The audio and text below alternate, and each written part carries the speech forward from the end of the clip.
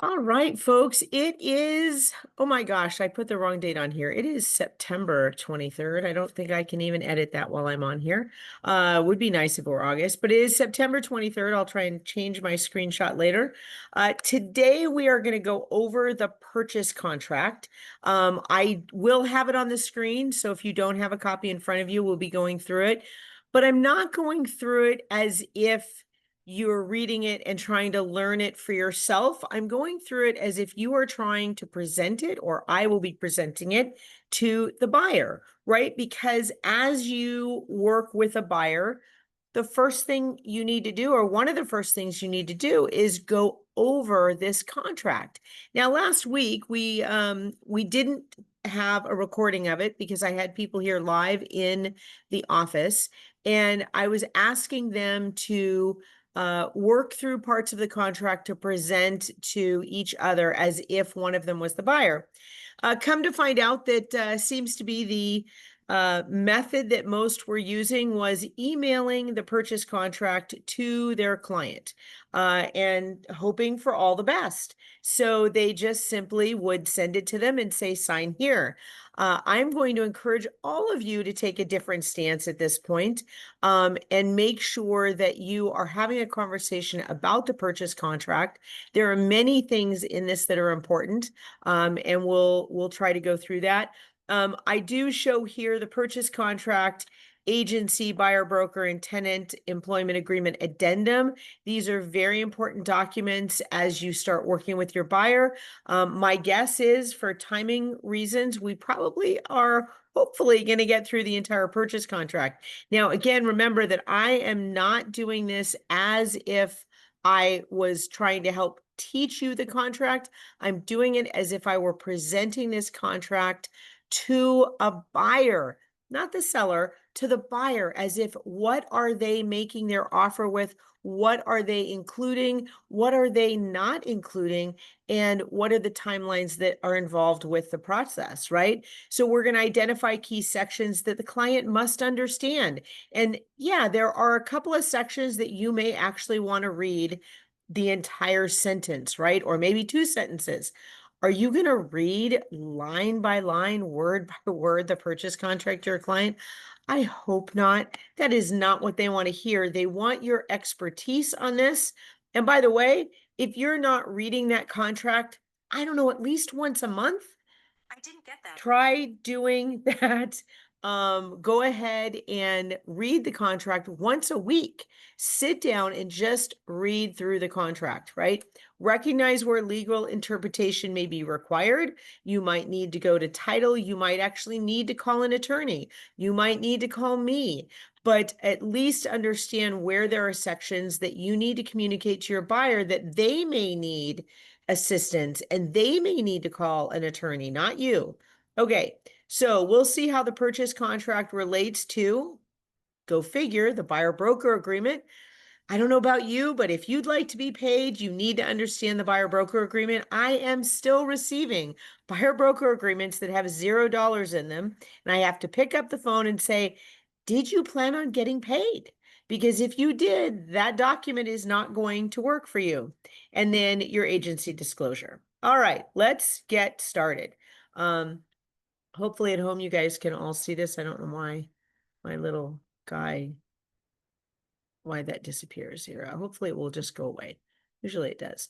So does anybody know why this says buyer attachment instead of residential resale real estate purchase contract? Which, by the way, somebody called me the other day and said they couldn't find the purchase contract. It's like, first of all, there's a search bar in the top of SkySlope Forms or Transaction Desk, and you can type purchase contract, but it's because it's under R and not P.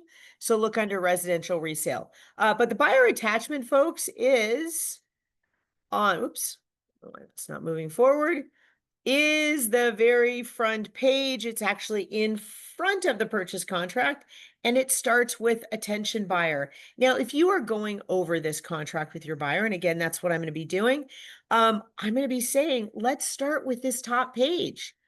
Buyer, it's really important that you look at and read the entire contract before you sign it. Now, my hope is that you are doing this prior to writing an offer.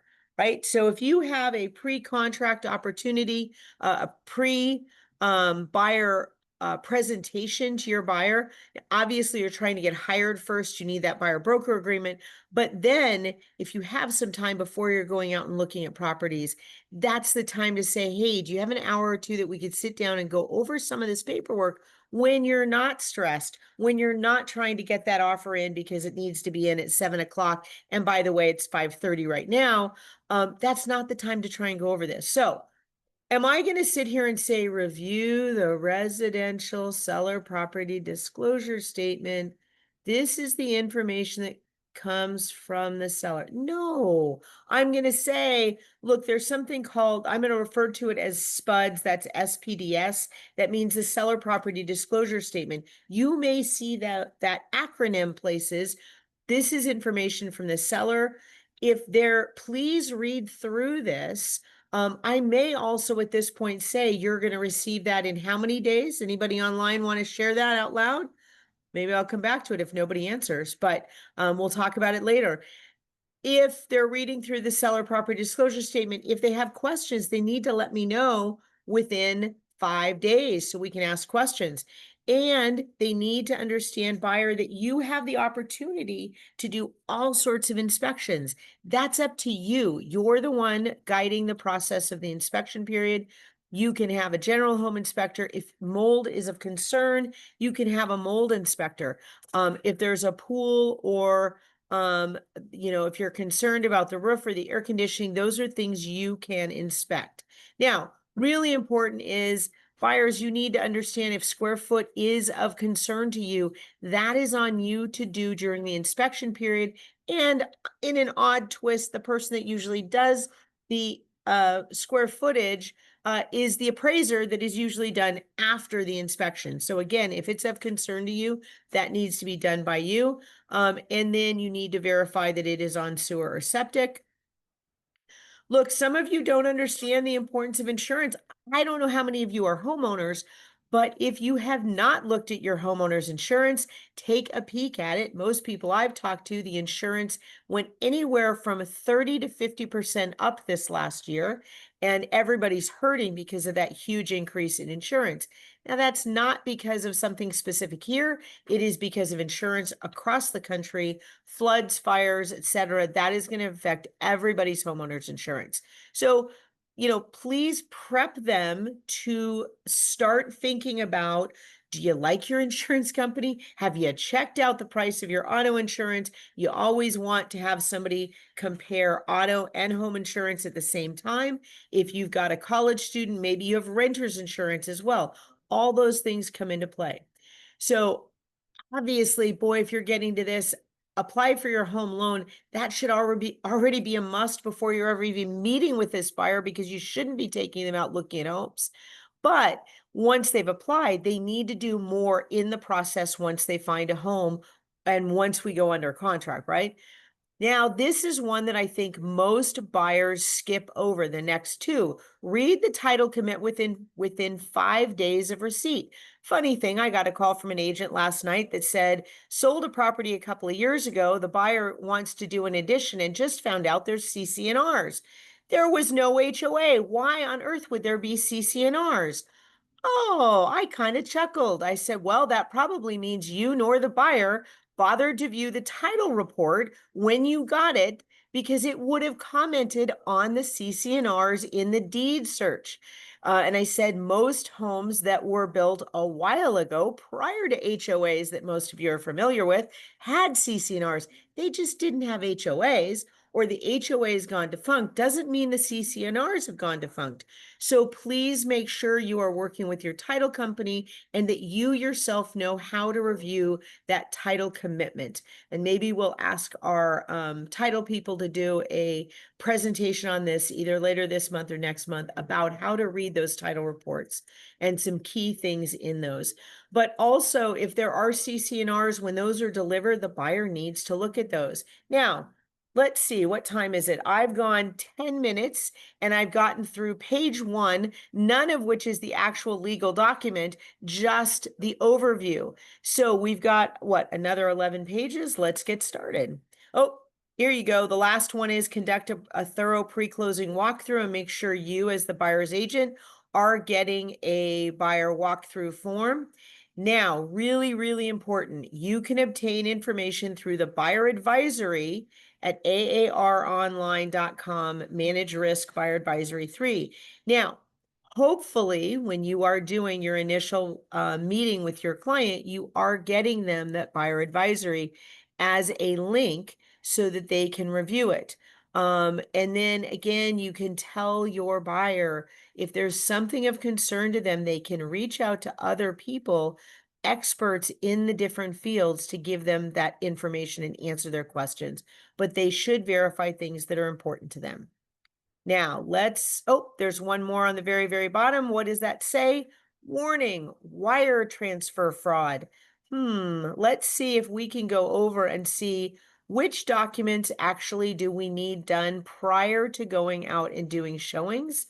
Anybody want to make a guess online and open up your mic? What's the first document you need if you want to take a buyer out to go look at property? Agency BBEEA. So you got that, BBEEA, correct? And then next you put them right back together, right? Real estate agency and disclosure, the ready form. And yes, I do have the buyer broker agreement to show property noted on the side there. Yes, you can use both.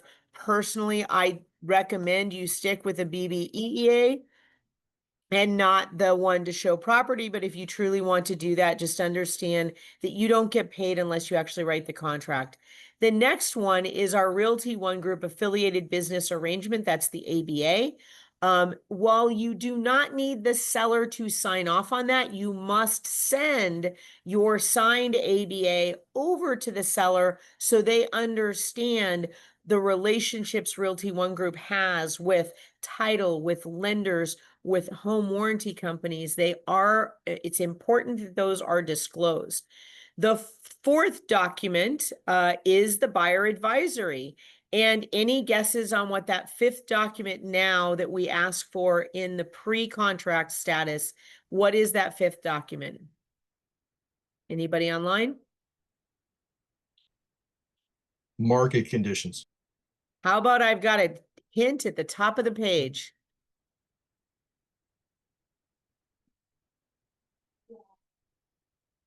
Yes. Wire fraud advisory? Wire fraud advisory. Thank you, Roberta. And it is so important from a title perspective that the wire fraud is included. And yes, they have seen wire fraud this year. It is very unfortunate. There is a lot of it going on, and you need to go over that document with your clients. Now, we're not going per those documents. Let's start with the purchase contract. So again, I've got 45 minutes here, and I'm going to try to go through this. If you are meeting with your buyers and if you've never thought of doing this, please call Rock Title. They have a buyer package that includes the real estate contract in these forms. You can take that to a pre-contract meeting, go over it, then leave it with them and say, please take a look at this. Let me know if you have any other questions. So I'm going to pretend that I am just meeting with my buyer and I want to make sure they understand this. Now, I may do a preface and say, when was the last time you bought or sold property in the state of Arizona? Not someplace else, folks. Doesn't matter if they sold a home in California, New York, New Jersey. The practices are different. I want to know when the last time they sold a home here. Oh, we sold a home 20 years ago. Okay, great. We've had how many contract changes in 20 years? Let me go over this to make sure you're comfortable. Then when we get ready to write that offer, we'll have hopefully less questions and you'll be ready to move forward. So let's start with, oh, look, I need to know your legal name. So please, can you give that to me? I've got a pad of paper, right? I'm going to write down their legal name, make sure that it is what matches their license, their driver's license and or passport, if that's what they're going to use. But you do need to know their legal name. Otherwise, when you're writing this offer, it's not going to match the lender's paperwork. And so that's really important. Now, the seller obviously will add that later when we find out the property. Of course, I've thrown in here premise address. I love the 123 East Main Street. By the way, there isn't one in Phoenix that is actually 123 East Main Street. But do we sell the property based on the premise address or the assessor number, folks? Okay, I've got title people here. Art, what do we sell the property on? You answered this last number. Tuesday. The assessor's number, the APN number. So please make sure that you're filling in this assessor number and you're getting the legal description from the tax records. Next time I'll have us go through a tax record, but pretty much I'm just explaining to the buyer, we need to make sure that that assessor number and legal description is filled in once they decide on a property, because that is what we need to see to actually sell the property. Those are the two areas. All right, let's move on. Now, I always love this. I have had a couple of people tell me that there are calculations here. I'm just going to show you the blank version here, right? Full purchase price, earnest money, and then a couple other blanks. The last time I checked, there is not a minus signs to the left of 11 and 12 that all of a sudden somehow say that there's an equal sign there. That does not exist. You do not have to have a calculation there. I don't care who tells you you do. These are numbers. They work together, but they do not have to calculate out that way. So let's just theoretically say we've got an offer of $750,000. By the way, buyer typical earnest money amounts are 1% of the purchase price. And yes, I can say typical in there. The key is that it is your earnest money. It's your intent to show the seller that you are willing to participate and actually move forward on this property.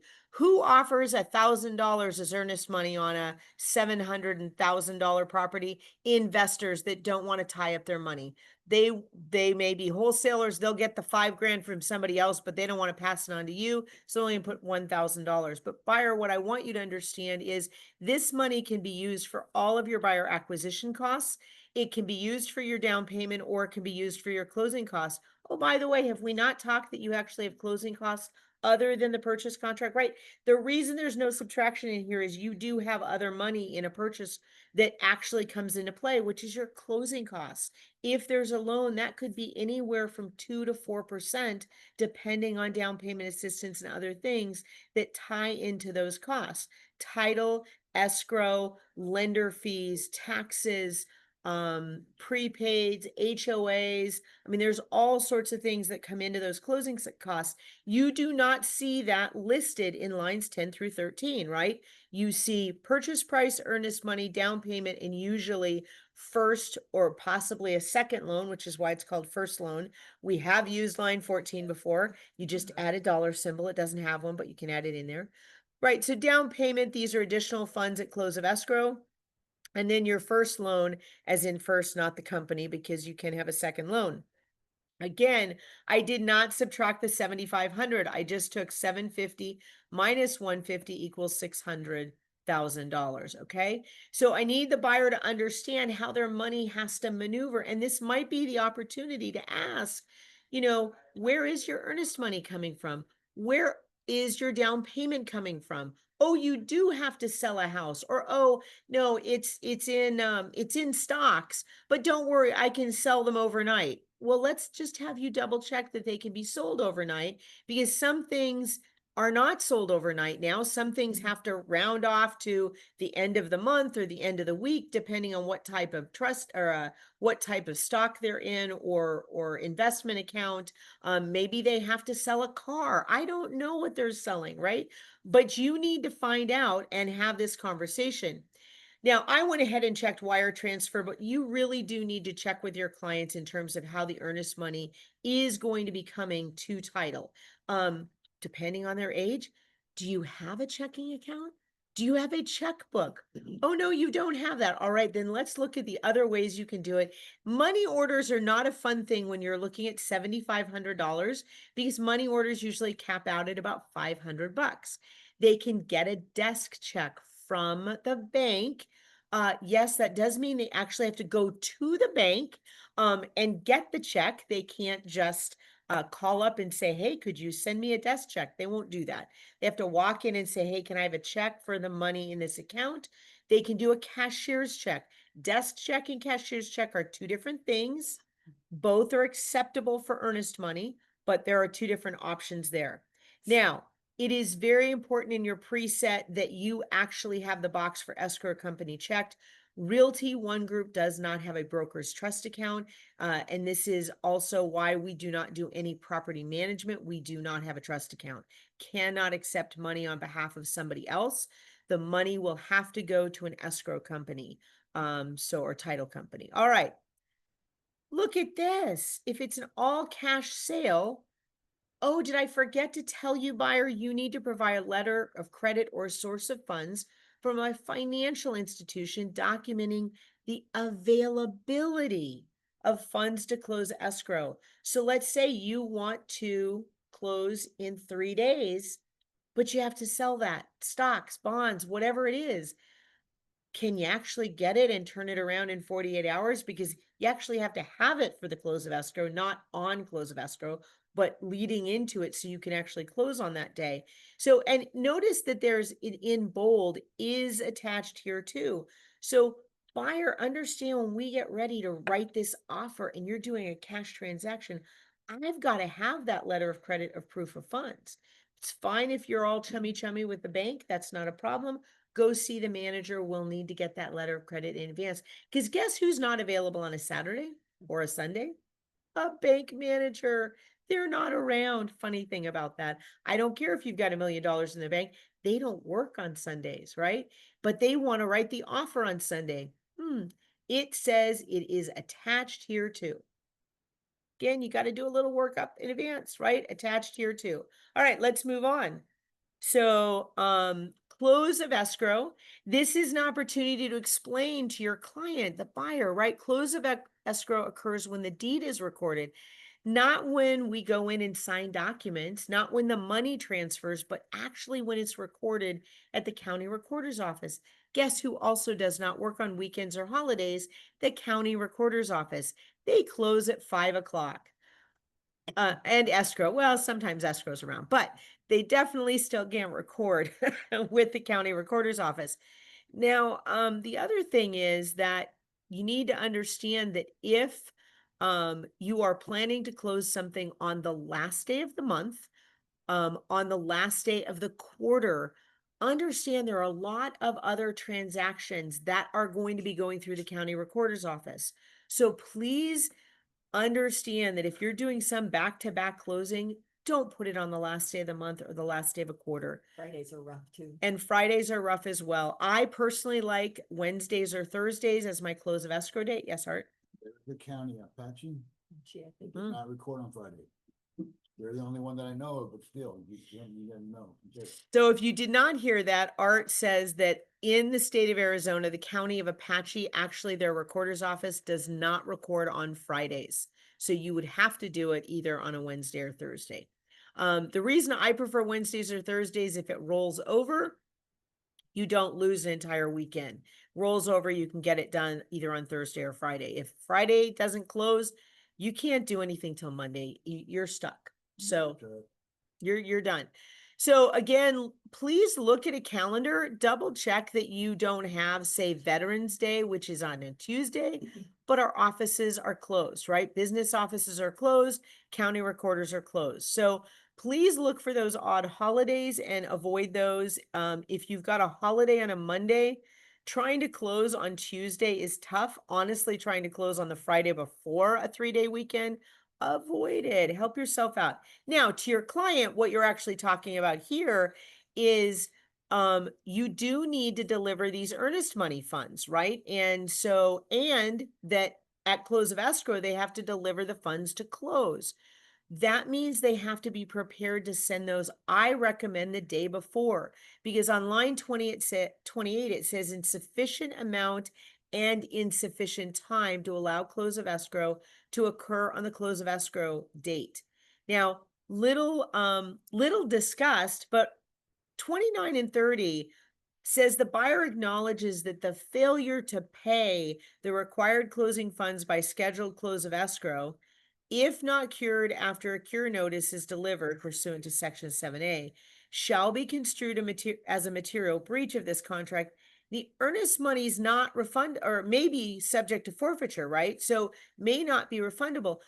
So when somebody says they have money to do this and then they go out and buy a car, and they use their money to buy the car, they may not get their earnest money back if the deal does not go through, right? So you got to be careful with that. All right, everything has to be in US currency. Now, I'm not reading line by line what possession means, but usually I will jump to the fact that usually possession happens, the facilities are given to the buyer at close of escrow or another date. If you're doing a pre-possession or a post-possession, you can certainly write that there. But they need to make sure that they understand that that possession is typically at close of escrow. I know there are ads out there that say the seller can stay for all sorts of lengths of time. That is pretty unusual. If your buyer is doing a conventional loan, does anybody know what the end date is that the buyer must be in that property if they have a conventional loan? Anybody online? I know I have title here. Title's going to be able to tell me. 60 days. See, I know title would tell me. 60 days. All right. I checked one box here because it had better be in your template that this box is checked. Seller compensation addendum is attached and incorporated herein. If you're using additional clause addendum, buyer contingency, obviously, well, HOA. You don't need to read through each of these with your buyer, but just explain there are additional addendums that attach to the contract that become a part of the contract. One of those is that seller compensation addendum, because buyer, what we're going to do with your direction is we're going to ask the seller to pay that compensation. So you're not going to be out of pocket the dollars we discussed on my buyer broker exclusive employment addendum or agreement. So here you have the opportunity to talk about you're going to negotiate on their behalf. This is helping support why you are working for them. Fixtures and personal property, right? I am not going to read through the lines of these, but I want the buyer to understand that things that are attached stay. Funniest thing I get is when agents start writing in that a stove is included. All built-in appliances are included. And no, the refrigerator and washer or dryer are not considered built in, okay? There's another line here that talks about existing personal property. Refrigerator, washer, and dryer are considered existing personal property. Now, I did have fun at an event with an attorney called the Industry Partners Conference a week or so ago. And oh boy, did those attorneys have something to say about two of these. One of them, as seen on whatever date, really as seen on. What the heck does that mean in a court of law? You put your eyes on it. Could you describe it? Because obviously you didn't know enough to describe it there. So what does that exactly mean? There was a refrigerator there. Awesome. What type of fridge? Was it a 1970s avocado green side-by-side fridge? Yeah, that's what it was. No, you can't describe it at all, folks, right? Come on. So you can see the washer and dryer. Obviously, I have read high efficiency front loading GE washer. Yes, I have the serial number. No, most times you don't have the serial number for the washer and dryer because I think most of those are behind. But gosh, if they are in the front of it, you're able to open the door and there's a serial number. Take a little photo of it. The biggest one is the refrigerator. Refrigerators now, oh my gosh, those are so expensive. You can have a refrigerator that's a $600 refrigerator. You can have a $5,000 friggin' refrigerator. And that's before we're talking about Sub-Zeros. I'm just talking to the ones that slide in. They've got computers on the front of them. They can tell you what's in there. They can order it for you, right? So please describe what the refrigerator is, okay? Please do not say as seen on MLS photos. What MLS photos? Hope you printed out those photos because photos disappear from the MLS and they don't exist anymore. So what photo was that? What fridge was that? What dryer was that? I don't know. It doesn't exist anymore. And now you're arguing over that. And then here we go. Personal property, right? Additional existing personal property included shall not be considered part of the premises and shall be transferred with no monetary value, free and clear of all liens and encumbrances. Leased items are not included in this sale. You do have to, as a seller, deliver notice of leased items. If you are the buyer's agent and you see a water softener or alarm system, and there's no note of that anywhere in the MLS or anything, or in the seller property disclosure statements, really probably important for your buyer that you guys ask, is that leased or is that owned, right? Because if it's leased, it gets pulled out. My favorite, and I got this weekend again, pots, pots, and more pots. Planter pots is what I'm talking about, folks. And I will tell you, realtors pay for more pots than anything else that I've seen around here. And I got a call yesterday, and I'm almost positive our realtor paid for some of those pots because in that scenario, they did a bill of sale. Wonderful little bill of sale. Page 1 described words out there of what was being transferred. Then they were very nice. They included photos on pages 2 and 3. Oh, wait, did I forget to tell you? Page 1 was signed by both parties. Pages 2 and 3 was only initialed by the buyer. The seller didn't initial it. And it's funny because on the bottom of page 3, all of a sudden it mentioned more items, not photos, but actually additional 3 more bullet points. I don't know if anybody agreed to that. I don't know that the seller agreed to that. They're closing and those pots are not there. Well, did you describe them? Did you say how many of them? Did you talk about where they are? What are their details, right? 5 pots in the backyard, they're blue, they're 2 feet high, right? Not all the pots on the property are going to convey. What does all mean? How many is that? We had a scenario where I took the phone call, it was a different office, took the phone call. Some buyer had wanted to see the property. It really wasn't going to be on the market till tomorrow. The seller was moving out. The truck was there. Literally, things were going into the truck. Buyer went over to the property, saw these gorgeous pots, liked the home, wrote the offer, sent it over, said all the pots convey, the exterior pots convey. By the time the seller gets the offer, where are those pots? They're long gone in that truck because they were packing the truck as that buyer came to see it. Now, funny thing, why it wasn't brought up in the inspection, they weren't there anymore. Through the walkthrough, they weren't there anymore.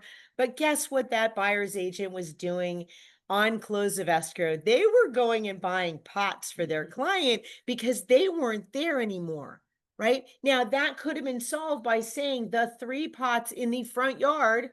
The seller would have gone, there are no pots in the front yard. They're on a truck to, the other side of the country.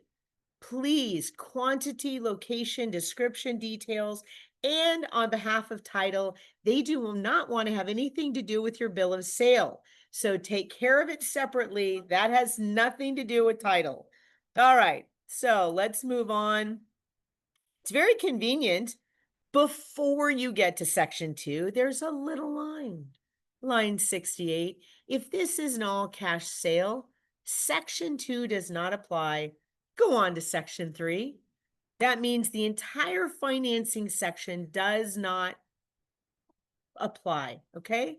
Now, if you are doing financing, look, we have again something with a bold is. The AAR application is attached here to and incorporated herein.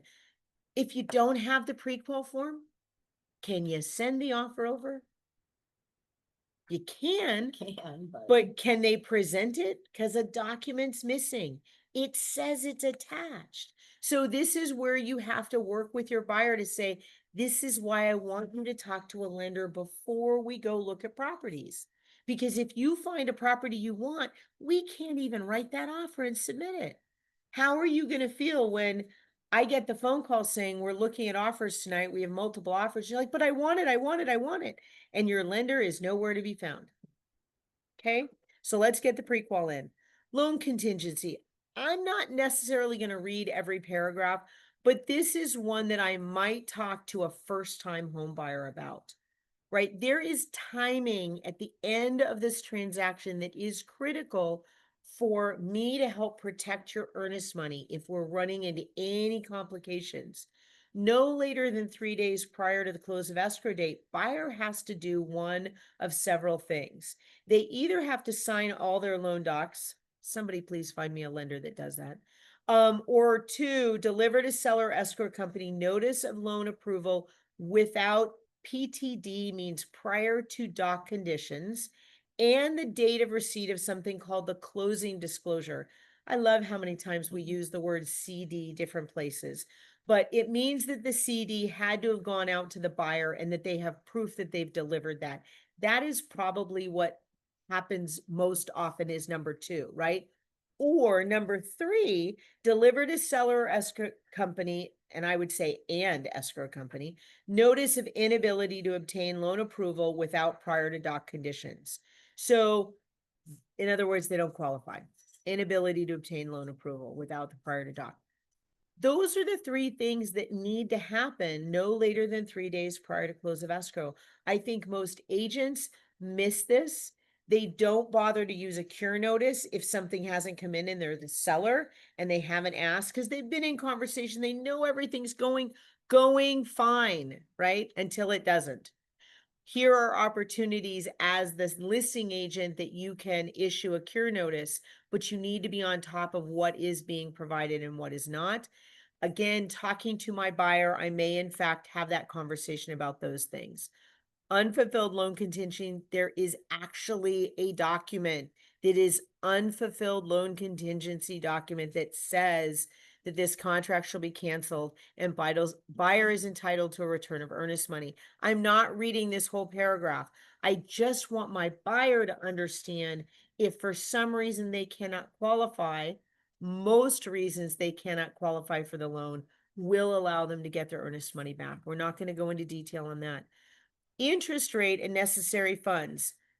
Buyer agrees that the inability to obtain loan approval due to the failure to lock their interest rate and points by separate written agreement with the lender, or their failure to have down payment or other funds due from buyer necessary to obtain the loan approval without conditions and close this transaction is not an unfulfilled loan contingency. Again, they went and bought that car. They don't have the cash to close anymore. They could lose their earnest money. That's not called an unfulfilled loan contingency situation. That paragraph, I would be reading to my buyer. And your lender. And and the lender, please let the lender know that. And the lender will stab you in the back stupidly because it comes from underwriting. It is not your loan officer that writes that letter. It is in their back house, underwriting, processing. They're the ones that are going to issue the letter. And it will say buyer does not have necessary funds to close escrow. And oh boy, the listing agent and seller are going after those funds. So you need to know that. Loan status update, right?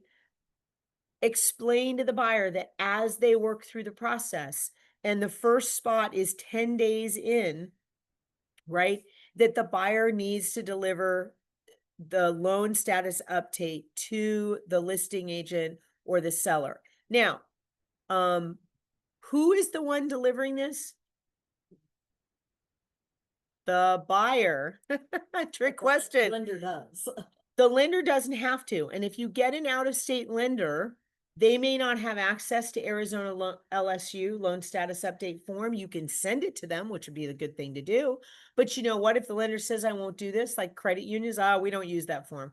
That's fine. Guess who can do the form? Your buyer can do that form. They can call the lender and say, where are we in the process of this stuff, and fill in that form. They're the ones signing it. If they can't get their lender to sign it, get the buyer to sign it. Okay. And they do need to decide who they're going to work with. That's why that 10 days is there. They have the right prior to that 10 days to shop their loan. We hope they're not doing that because it takes, you get your appraisal and everything else ordered is tough if you're waiting 10, 11, 12 days down the road.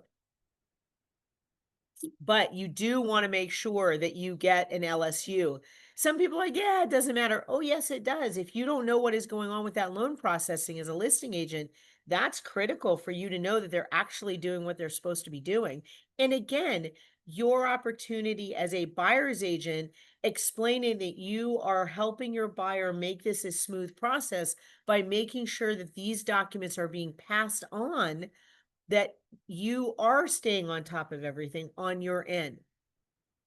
Loan application, basically the buyer needs to be on top of and ready to do their loan application.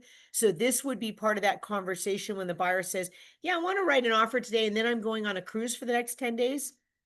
You better be ready to prepare that little extra expense on that cruise to have the internet while you're on the cruise and be ready to answer, because you're going to have to do that. And then you need to say, and take your file folder with you with all that critical paperwork, because you're going to need it for your lender.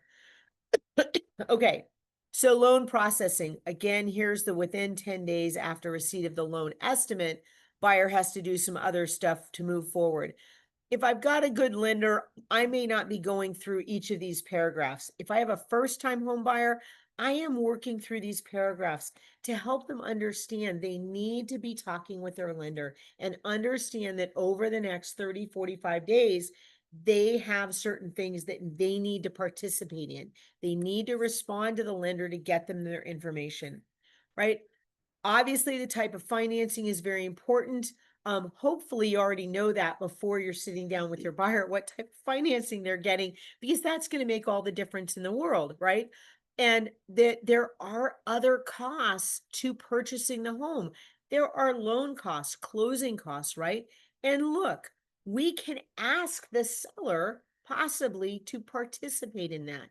And this would be the opportunity where I'm going to say, you know, one of the areas you're looking in, we kind of looked at some of those sale homes that have sold in that price point. Many of those have received between $2,000 and $15,000 or whatever, 1% to 3%, as part of the concessions that have occurred over the last 90 days, I don't know, 180 days. So have that conversation with them. This is where, prior to going looking at homes, you can have that conversation, and this is where you would put it in. And by the way, agents, that last sentence, it says the seller concession may be used for any buyer fee, cost, charge, or expenditure to the extent allowed by the buyer's lender, right? You don't have to add the phrase, which I used to have to write because our contract was before this, you know, these closing costs may be used to pay title fees, escrow fees, prepaid, HOA fees, appraisal, repairs. I mean, we used to have to write things, not limited to ... You really don't have to do that if you've got a loan and the lender is understanding and willing to work with your buyer on many of those things. Things like 2 years of HOA, or I'm sorry, a year of HOA fees, 2-year home warranties, homeowners insurance, an extra year of homeowners insurance. There are things that the lender will work with you if you've got extra money to use on the seller concessions. But it's really important that you ask the lender up front, what does the buyer need for seller concessions, right? So I just recently had one of our agents ask me about a DPA program. They had seen the cheat sheet that talks about how much is available on a DPA program, but how much is available per the loan and the amount of down payment doesn't mean what the buyer actually needs. If you ask for too much in seller concessions and can't use it, you just lose that. And the bummer is that you actually negotiated for it. So know what you actually need, so you know what you're going after in those negotiations. And the lender's the one that has to help you with understanding what those buyer needs are. All right, let's move on. Changes. Buyer has to notify the seller in writing if something changes. Now, there's a caveat there. That is, if it does, you don't have to do this. If it does not adversely affect the buyer's ability to obtain loan approval without the prior to doc conditions, or increase the seller closing costs, or delay close of escrow. So those are the 3 things that, if it doesn't change any of those, buyer can do whatever they want to the loan program. And yes, that means they can go from conventional to FHA. As long as it isn't affecting those other things, the seller doesn't have a right to stop that. Now, there are a lot of sellers, you can't do that. You said you had, as long as that lender says they're going to close on time and all those other things, they really can't stop the buyer from doing that. Okay. But you want to make sure that that lender is on top of the game, and please don't have it be from some Yahoo lender across the country that doesn't know Arizona timing.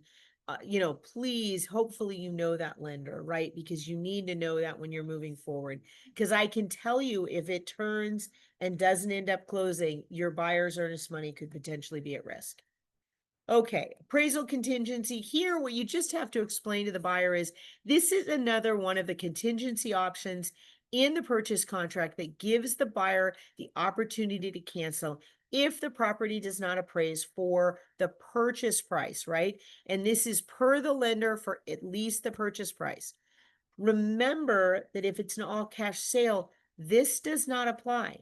There is no appraisal contingency because this entire section 2 does not exist.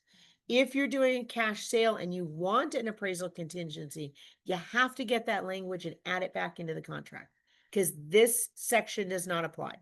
All right, appraisal costs, initial appraisal fee paid by buyer or seller. And then it says if the seller is paying an initial appraisal fee, that could or could not be used against the seller concessions. Understand that if you say the seller's paying and it's coming out of those concessions, that money can't be used for something else. It disappears. So please recognize that. Be careful how you check those boxes. All right. Title and escrow. Look, I've got Roberta in this one. Sorry, all right, I'll get you on the next one. So you can pre-print your title and escrow for your favorite title company. Here I do have Rock Title as they're one of our they are our preferred title company as our owner owns both. But you can preset that. This would be the opportunity to talk to a buyer about, you know, understanding how they take title investing. I'm not an attorney. I'm not going to talk to them about that. And there could be huge legal estate planning issues if they do not understand how they're taking title. Title is not going to tell them how to do that. They have to obtain independent legal and tax advice. There is no way title is going to know their particular scenario. But to give an idea, if you as agents don't understand that, and you could explain this to the buyer, taking title means you're taking it either as a single person or maybe you're married, so you're taking it as community property with right of survivorship or joint tenants with right of survivorship or not with right of survivorship. There are all sorts of different classifications and they do need to look into that, okay? And we do provide a form that outlines the different manners. So title has a form that has that all detailed. If your buyers are like many today, they can also go out and Google it. That's fine. Let them do that, not you. Okay. Title commitment and title insurance. I am not reading all this, but this is where I am going to say that part of what the escrow company does, it is both title and escrow because they also get a title commitment and title insurance, that they are going to be pulling this data. And it is important that when this comes in, title is going to send it to them. The buyer needs to open it. They need to read through this. Per the example earlier that somebody called me and said they didn't know they had CC&R. I didn't know they had CC&Rs. I sold them the property. Well, that tells me neither of you read the title commitment. Really? You're going to explain that to me? That's not a good thing to explain to me because that's part of your job. They're like, well, what do you mean that's in the title commitment? Yeah, it's one of those little links that you have to click all those open and like read down to see what's on there. So, and I'm going to turn this over to I've got title people here, so I'm going to give them an opportunity to talk about the title insurance and the title commitment. Are there other things that I haven't covered that might be in that title commitment that are really, really important to look at? Easements in the exceptions section. I had a transaction that it was important to the buyer to build a pool in their backyard, and they missed an easement of major power line, utility lines that the electric company had access to using the majority of their backyard. Oh, That's buyer's responsibility to read through those and make sure they know what's there. and Art, we talked about one yesterday. What was that one? That we looked up a deed.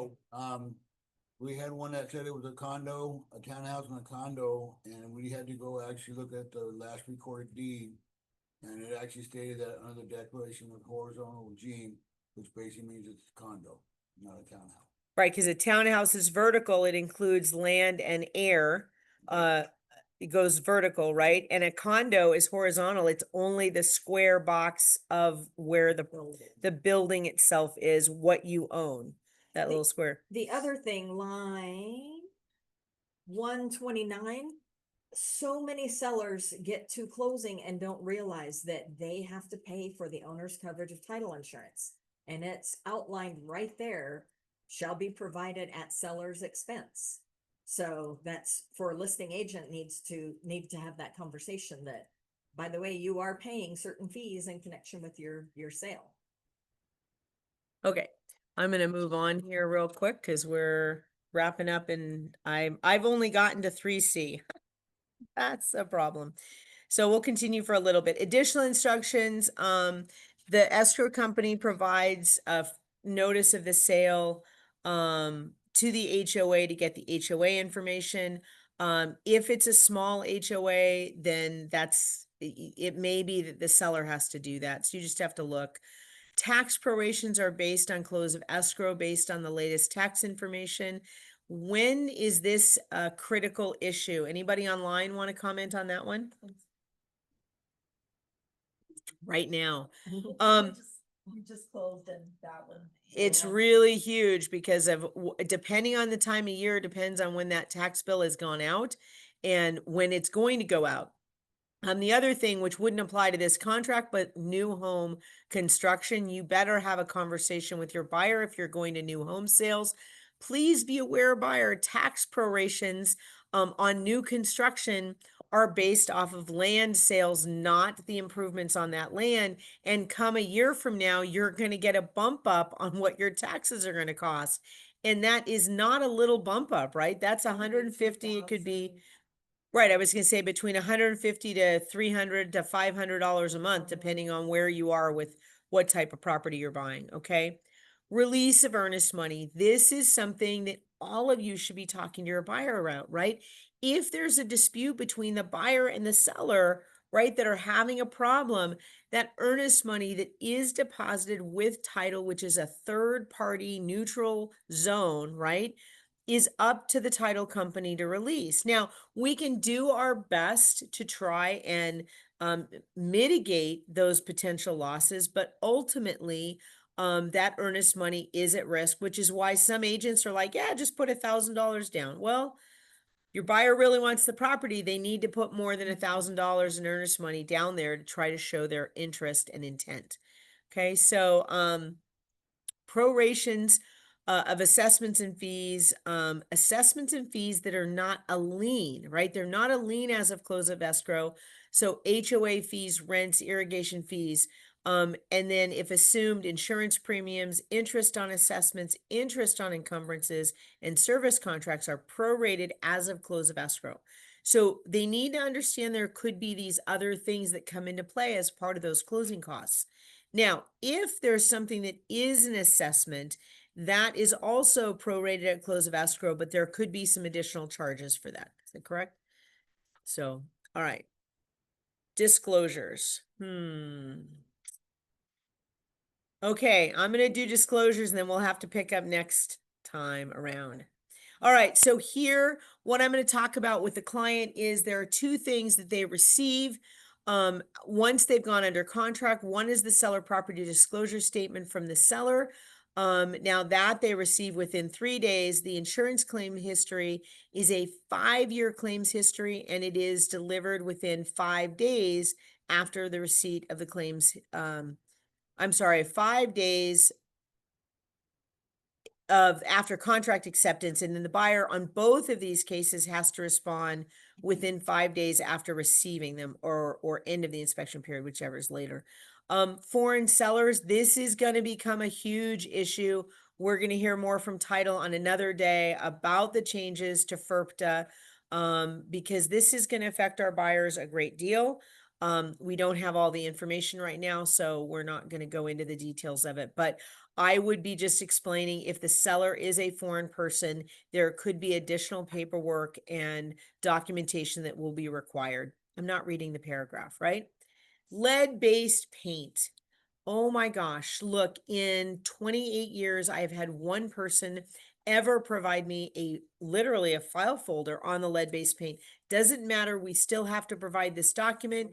Needs to say that lead-based paint information was provided or will be provided, right? That's 173 or 175. On your purchase contract, you do have to check one of those two boxes. If it was pre-78, you need to have your lead-based paint addendum as well. And that needs to be prepared by the seller, not the buyer. Please do not make that mistake. We'll move on to affidavit of disclosure. If your buyer is looking in unincorporated areas around the county, then there is an affidavit of disclosure required. Most of you probably are not dealing with that, but if you are, please make sure you understand what that looks like and what you need to do with that.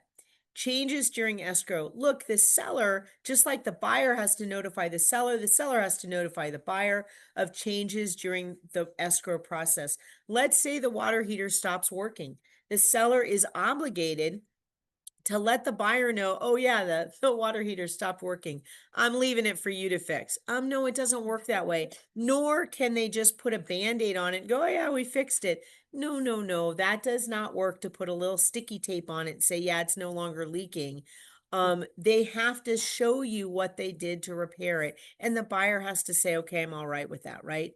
And again, they have the right to provide notice of disapproval. Warranties. Buyer and seller agree that, oops, I cannot see here. Hold on a second. The premises are being sold in its present physical condition as of the date of contract acceptance. Guess what, folks?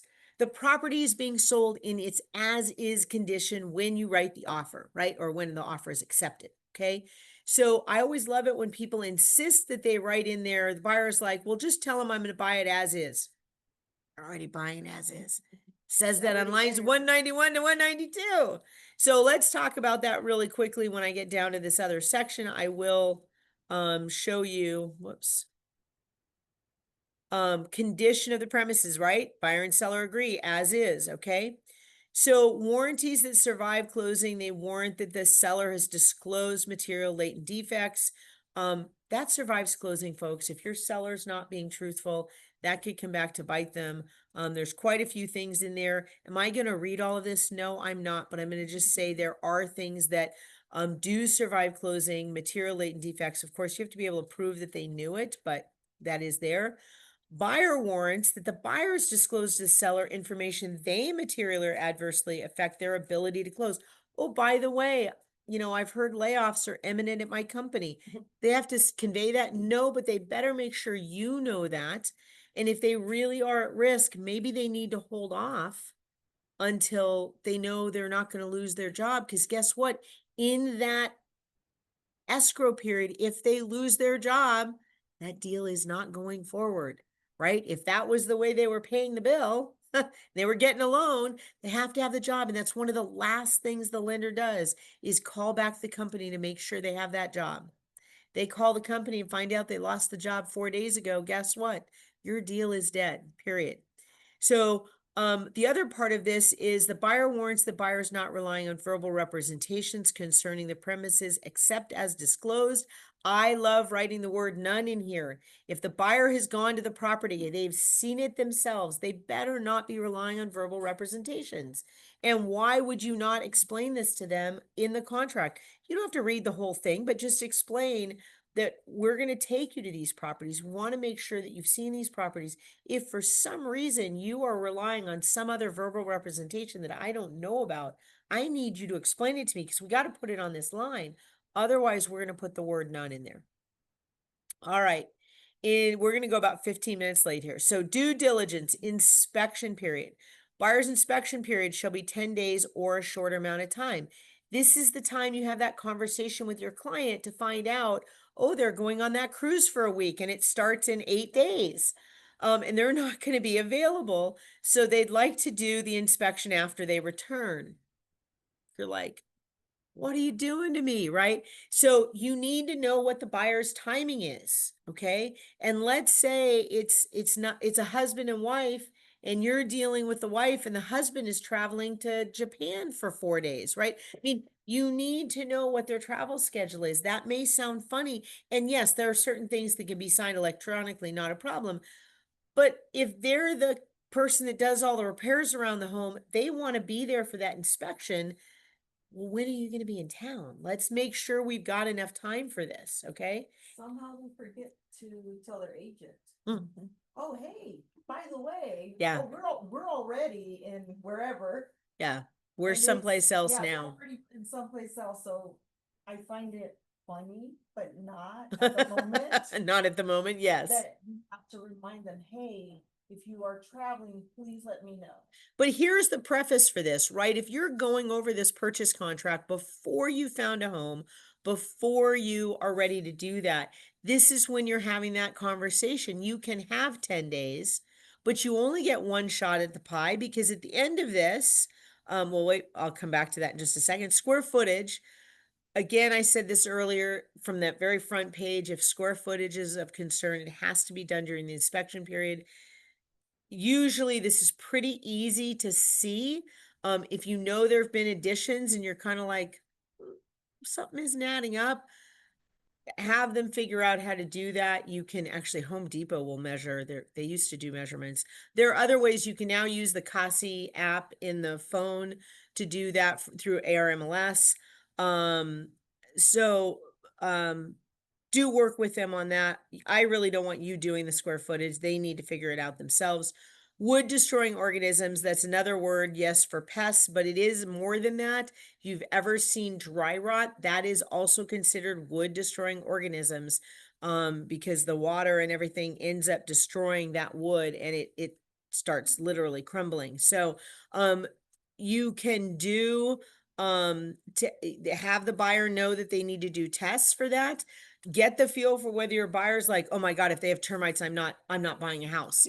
Then you need to have the conversation. Well, okay, in Arizona, you either have termites or you will have termites. They're pretty common all over the place, right? And the reality is they're not the flying version. If they're from the East Coast, that is a very fearful thing, because in order to treat that, you got to tent the whole thing, or in California, you have to tent the whole building, right? It's like ours are subterranean. They go down into the dirt, right? They're not flying around. You're not dealing with them crawling on the surfaces. They don't like daylight here. They hate hot, daylight. too hot. Too hot. Too hot, exactly. They're smart. They're smart. So, but it's a treatment around the home. So, but you need to know if you're going to have somebody. The other thing like that is kind of like if they're scared of scorpions, like, okay, then let's not look near mountains, right? But Let's pests. look in Arizona. So pests, you do need to have that. Flood hazard. Folks, Arizona actually has more flood zones than any other landlocked community, I believe, in the country. Mine's in the flood zone. We Yeah, have unbelievable. so many flood zones here. It is crazy. So it is really important that you look on the tax records. If you look on the tax records, all on the way on the bottom, it says flood zone. What you're looking for is the X. But you do need to look at those different zones, make sure that they are not in a flood zone that requires flood hazard insurance, because that has gotten very costly, like all other insurance. Okay. And perfect timing, insurance, right? It's important that the homeowner, if it's of concern to them, which it should be because it's a part of your costs. And again, first time home buyers, they're watching every dollar of this. Homeowners insurance went up a great deal over the last year. So they need to look at that during that 10-day inspection period. Sewer, wastewater. I always laugh and get my clients to laugh. I'm like, look, if you'd like to test for the sewer system, I've always wanted somebody to test for this. I've never had a buyer test for it. I really would love to do it, because I've heard what they do is they flush a ping pong ball down the toilet and they go down out into the street and open the manhole, try and see the ping pong ball go floating down past that. I'm like, it would be so fun to see that test. Nobody's ever bothered to do it. So a no taker. So, but I do, and my buyers laugh at that, right? Because they've gotten down. It's like, oh my God, this is so heavy. And I'm like, you could test for this. I don't know what it costs, but I'd love for you to test for it. And they laugh. So, I mean, find a way to connect with your buyers. If they're looking at septic systems, make sure that they understand there's a different form for that. But that's why they're having to initial this, that if they, when we get ready, we need to make sure what system they are going to be on. Swimming pool barrier regulations, during the inspection period, the buyer agrees to investigate. Buyer agrees, not the buyer's agent. Buyer agrees to investigate applicable state, county, and municipal swimming pool barrier. Now, I know this says that the buyer acknowledges receipt of the Arizona Department of Health Services approved private pool safety notice. Initial here. Now, I can either ask you, how many of you have sent out that ADHS form? I used to do it religiously. Becoming the managing broker, I was told by our designated broker, do not send that out. What he wants you to do is refer to the buyer advisory. The reason for this is that ADHS form simply says, here's a general state kind of mandate, but the cities and counties may have more mandates. So the concern from our designated broker is that they are not actually getting what they need for that locale. And they're like, I signed it, I'm done. I don't need to look up anything else. Our designated broker is saying, yes, you do. Here at the buyer advisory, you can click on this and it does give you that exact form that he's talking about, that the contract's talking about. And then it tells you, here you go, you click on that and you get this pool barrier laws and information, right? This is getting you that understanding the pool barrier laws. But then what it gets you is every city below this. You can see where it says the ARS law. Down below it has all the different cities. If you click on the city of Phoenix, it literally gets you to the link that says fences, location, permits, and inspection policy. It tells you the city of Phoenix details. City of Gilbert, City of Scottsdale, Town of Paradise Valley. Every single one of them has the direct link right into the detail that they need. That's why the designated broker wants you to give them the buyer advisory and suggest that they go look through specifically. Some of them have 4-foot fence heights, 5-foot, 6-foot, right? Self-closing, self-latching. But can you use the window instead of a pool fence? What does that city allow? Every city is different. That's why our designated broker said, please don't give that advisory. Don't give the actual form. Send them to the buyer advisory, right? And those are the clickable links. They're or all updated. hyperlinks, So. right? They're the latest information from those specific cities. So if you've got somebody looking in Gilbert and Chandler, have them look those things up for those two cities. Here you have one of two areas where you have everything in big, bold, all uppercase letters. This is something you want to go over with your buyer. Would I read it word for word? Maybe not exactly word for word, but pretty doggone close, right? Because they're going to sign off on this and they need to understand that you are not the one responsible for the due diligence, the buyer is. You'll provide them resources, but they're the ones doing the investigation. It's outside of the scope of the broker's expertise and licensing, okay? So they're releasing the broker from liability regarding that stuff. Very, very important. Perfect. Okay, inspection period notice. So prior to expiration of the inspection period, buyer shall deliver to seller a signed notice of any items disapproved. This BINSR, B-I-N-S-R, right? We use that as an acronym. You need to tell your buyer what that means because they look at it going, what's a BINSR? I don't know what that means, right? Buyer shall conduct all desired inspections and investigations prior to delivering such notice to the seller, and all inspection items disapproved shall be provided in a single notice, okay? This is no joke. I just got a call. Today's Tuesday, so it must have been yesterday that, or over the weekend, that somebody's, our listing agent got a call from the buyer. They'd submitted the BINSR. The seller had responded and the buyer wanted to come out with a roof inspector to look at the roof. And I said, no, your inspections are done.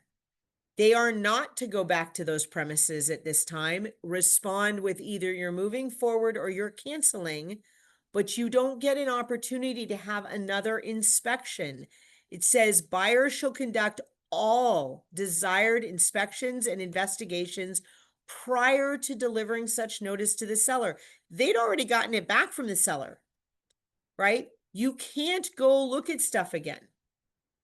So we said, no, I don't know what happened, but that was the answer. And I directed him to line 262 to 263. Buyer disapproval.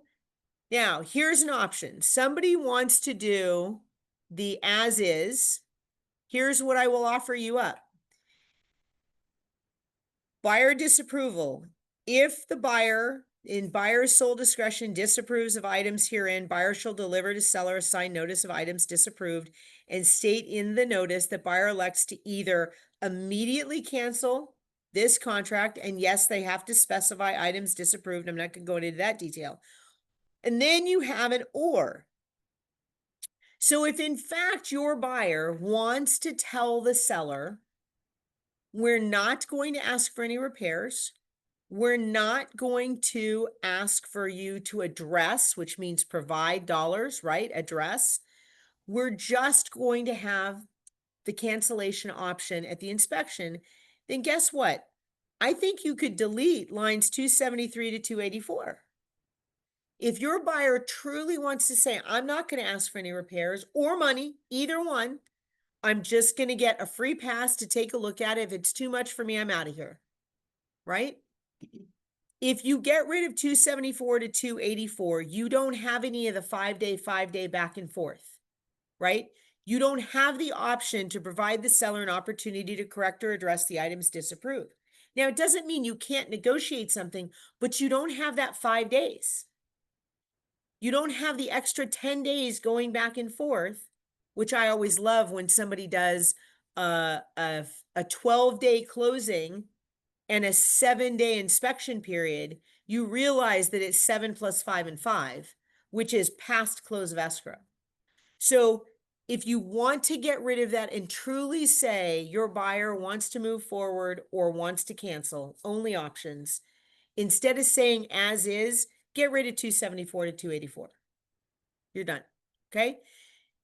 If you're just talking to the buyer about this, when you're going over this, please help them understand that the seller agrees in writing, that workmanlike manner, the work is supposed to be done 3 days prior to close. That's important for the buyer to understand. They're not going to remember the 5 and 5 afterwards. That's your job later, but you want to explain that there's this back and forth. And it's really critical that they all know verbal discussions will not extend these time periods, only written agreements. And that means it has to be executed by both parties. You as the buyer can't send over a notice on day 10 and say, hey, we need another 2 days to finish the inspections. Seller doesn't respond the next day. If buyer doesn't send that notice saying they're canceling at midnight, they're moving forward without any other repairs being done, right? Buyer's failure to give notice of disapproval of items or cancellation of this contract within the specified time period shall conclusively be deemed buyer's election to proceed with the transaction without correction of any disapproved items. That is a paragraph I would be reading to my buyer at this point. Please understand, there is a set timeline we must adhere to. I will remind you of it when we are in that section. We are actually going to stop at this point. Well, actually, I guess I'll do 6K. Home warranty plan. Please note, we obviously have 2 home warranty companies that we work with.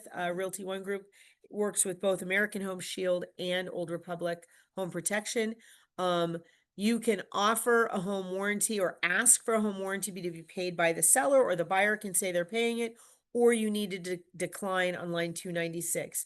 If the buyer is buying it, the buyer can change that all the way up to close of escrow. Title just needs to know so that they can properly credit where credit is needed. But you fill this in. Most often people say optional coverage to be determined unless there's an existing home warranty on there. And then typically I would write it at the end that the seller is continuing the home warranty unless they're buying another full year. So let's see, that should, then the last one is section, see if his last one is section 6. Walkthrough, seller and buyer allow the walkthrough to happen. Please go through and double check with them that things have been fixed, if there were things to be repaired, and that nothing else is damaged at that time. And then sellers, responsible for allowing the buyer to get in for the walkthroughs. IRS and FERPTA reporting, if it is a foreign person selling it, there will be issues with that. That title has to help walk the buyer through. IRS is notified about this, and that should take me to the cure period. We will stop at this point. Thank you for bearing with me. Whoops. Let me get out of sharing. Make sure that we're all done here. Any questions? Let me go ahead and stop the recording. We'll continue next Tuesday on this, and I will continue where I ended. And let me go ahead and stop the recording Thank you, and Lisa. ask for, oops.